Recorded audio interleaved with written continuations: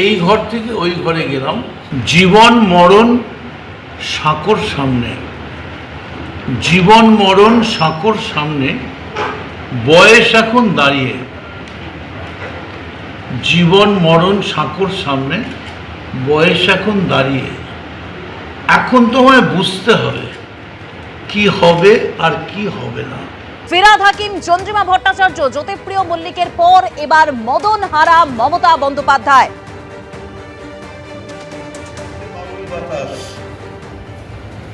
এই ঝড় তুফানে পরিণত হবে।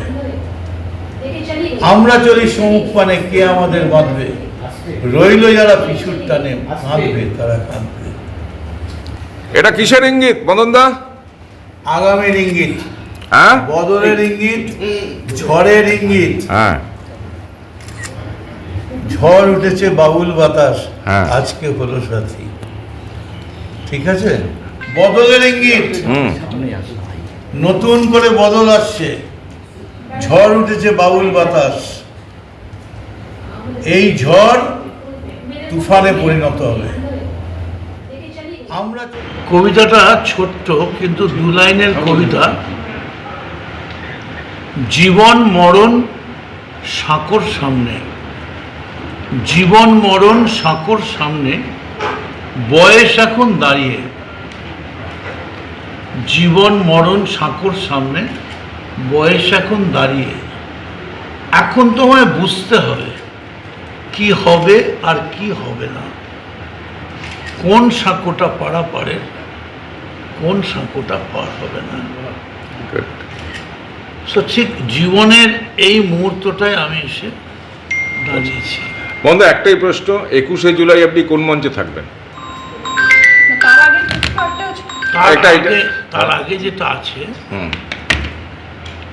এখনো অবধি ভারতবর্ষের যে রাজনৈতিক দলগুলোর যে চিন্তাধারা বা মানচিত্র বা সিইও, সবকটাতেই কিন্তু ওই এআইটিসি লেখা আছে, অল ইন্ডিয়া তৃণমূল কংগ্রেস। আপনি কোনটায় থাকবেন?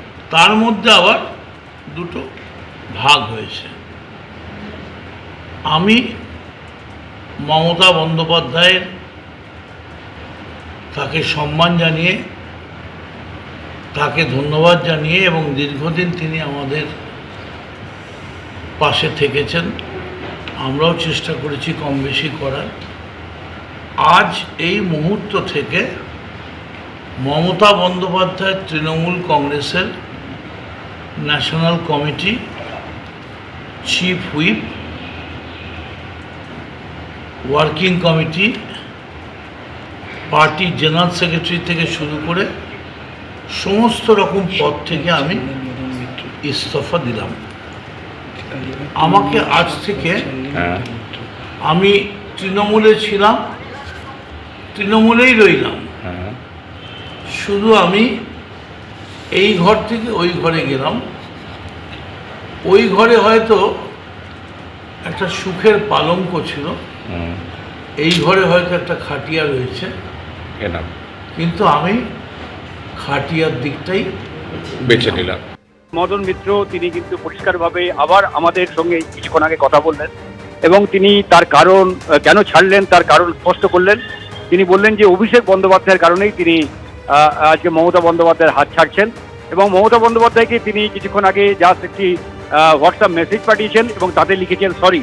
শুধুমাত্র এই সরি এই কথাটা তিনি লিখে পাঠিয়েছেন এবং বারবার বলছেন যে মমতা বন্দ্যোপাধ্যায়ের কাছে আমি ক্ষমা প্রার্থী, কারণ আমি শেষ পর্যন্ত থাকতে পারলাম না, কারণ দলের যে বিপর্যয় হয়েছে বিধানসভা নির্বাচনে, তারপর আমরা অভিষেক বন্দ্যোপাধ্যায়কে বলেছিলাম যাতে তিনি ওই পদ থেকে সরে দাঁড়ান, কিন্তু অভিষেক বন্দ্যোপাধ্যায় রাজি হননি। অন্যদিকে মমতা বন্দ্যোপাধ্যায়ের কাছে তারা অনুরোধ করেছিলেন যাতে অভিষেক বন্দ্যোপাধ্যায়কে সরিয়ে দেওয়া হয় এবং দলকে সবাই মিলে নতুন করে তারা ঘুরে দাঁড় করাবেন, কিন্তু তাতে কোনো কাজ হয়নি এবং তিনি মনে করছেন যে অভিষেক বন্দ্যোপাধ্যায়ের নেতৃত্বে আর দলের পক্ষে ঘুরে দাঁড়ানো সম্ভব নয় এবং ঋতুব্রত বন্দ্যোপাধ্যায়ের নেতৃত্বে যে তৃণমূল এবং যাতে একের পর এক নেতারা যোগদান করছেন, তাতেই আগামী দিনে তৃণমূলের ভবিষ্যৎ রয়েছে বলে তিনি মনে করছেন এবং সেই কারণেই তিনি শেষ পর্যন্ত এই পদ বেছে নিয়েছেন, অর্থাৎ মমতা বন্দ্যোপাধ্যায়ের হাত ছেড়ে তিনি ঋতুব্রত শিবিরে যোগদান করলেন। তুমি জানো যে একের পর এক যে তৃণমূলের যে বর্ষিয়ান নেতারা, যা ফিরহাদ হাকিম, অরূপ বিশ্বাস, থেকে অরূপ রায়, চন্দ্রিমা ভট্টাচার্য, তারা একের পর এক যোগদান করেছেন। এই মদন মিত্র শেষ পর্যন্ত মমতা বন্দ্যোপাধ্যায়ের সঙ্গে ছিলেন, পরশু অব্দি ছিলেন, কিন্তু গতকাল থেকেই তিনি কিছুটা বেসুরো হন এবং তিনি সন্দীপন সাহা সঙ্গে যোগাযোগ করেন। কালকেই তাদের মধ্যে ফোনে কথা হয় এবং তাদের বাড়িতেও তিনি চলে যান, যদিও বিস্তারিত কথাবার্তা কালকে হয়নি।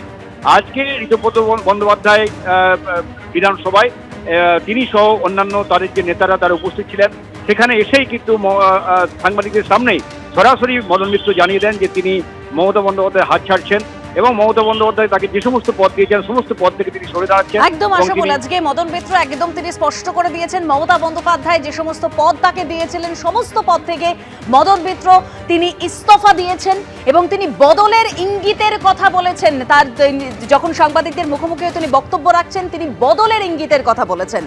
ঋতব্রত বন্দ্যোপাধ্যায় বিরোধী দলনেতা কি বলেছেন শোনাবো। ওই টিম এই টিমের বিষয় নয়, আমরা বারবার যেটা বলেছি যে আমাদের লড়াইটাই হচ্ছে ইন্ডিভিজুয়াল কাল্টের বিরুদ্ধে। আমাদের এখানে আপনারা শুরুর দিন থেকে জানেন আমরা বারবার বলেছি গোটা লড়াইটাই আধিপত্যবাদ, সেই আধিপত্যবাদ কায়েম করবার চেষ্টা, তার বিরুদ্ধে একটা কালেকটিভের লড়াই। আমরা একটা কালেকটিভ, সেটাই আমাদের পরিচয়। এবং মদন মিত্রের মতো বর্ষিয়ান রাজনীতিবিদ, দীর্ঘদিনের এমএলএ, প্রাক্তন মন্ত্রী, এবং ওই যে মদনদা বলছিলেন, মদনদা এখান থেকে যে বললেন না হেঁটে যদি যান নিউ মার্কেট পর্যন্ত কেউ ডিম ছুড়বে না। আমি গত 3 দিন ধরে এখান থেকে পেছন দিয়ে হেঁটে হাইকোর্টে যাচ্ছি, দোতলায় উঠছি, নেমে আসছি, কোথাও কোনো ডিম ছোড়ার ব্যাপার নেই। এই কালেকটিভের যারা হেঁটে যাবেন কোথাও ডিম ছোড়ার ব্যাপার নেই। স্বাভাবিকভাবে এটা একটা কালেকটিভ। মদন মিত্রর মতো বর্ষিয়ান রাজনীতিবিদ তিনি আমাদের এই কালেকটিভে যুক্ত হওয়ায় আমাদের কালেকটিভ আরো শক্তিশালী হবে। জল্পনা গতকাল থেকেই শুরু হয়েছিল। গতকাল ঋতব্রত তৃণমূলের সন্দীপন সাহার বাড়িতে পৌঁছে গেলেন মদন মিত্র, আর আজকে তিনি একেবারে ঋতব্রত তৃণমূলের হাত ধরলেন। আমি আজকে তৃণমূল কংগ্রেসের যত রকম পদ ছিল, দমদম বিধানসভার সভাপতি, সাধারণ সম্পাদক, ন্যাশনাল কমিটি মেম্বার, দলের চিফ হুইপ, গভর্নমেন্ট অর্গানাইজেশনের দায়িত্বে, ফেডারেশনের প্রেসিডেন্ট, হকার্সের দায়িত্বে, এই সমস্ত পদ থেকে ছেড়ে দিয়ে আমি আজকে আমাদের যে leader of the opposition official Ritabrata, সেই অফিসিয়াল গোষ্ঠীর হাত ধরলাম। আমার মনে দুঃখ নেই এই কারণে, আমি তৃণমূল ছেড়ে যাইনি, তৃণমূলে ছিলাম, তৃণমূলেই আছি।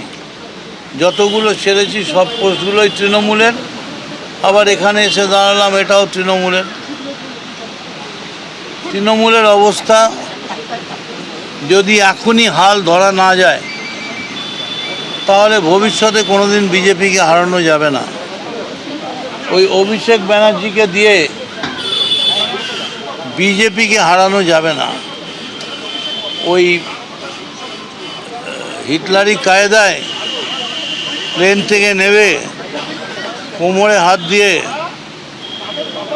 4 তারিখ দেখে নেবো হুইসেল বাজবে, এসব করে হবে না। মানুষের কাছে যেতে হবে। এবং আমি বলবো আদালত তৃণমূলের বাঁচিয়ে দিয়েছে প্রেস্টিজ, বলেছে বিড়লা প্ল্যানেটোরিয়ামের চারপাশে 2500 লোক এমনি বাদাম বেচে, বাদাম মুড়িওয়ালাই ওখানে অতগুলো থাকে, আর ঘোড়ার গাড়ি হ্যাক নিয়ে কাজে যাচ্ছে। যাই হোক, সম্মানটা তো বাঁচল। কিন্তু আমি বলছি এখনও যদি কেউ চ্যালেঞ্জ নেয়, ও পায়ে ভিজে মাটি প্যাচ প্যাচে সত্যিকারের তৃণমূল যদি ডাক পায়, তাহলে এখনও ব্রিগেড করে দেওয়ার ক্ষমতা তৃণমূল কংগ্রেস রাখে। এবিপি আনন্দ, এগিয়ে থাকে, এগিয়ে রাখে।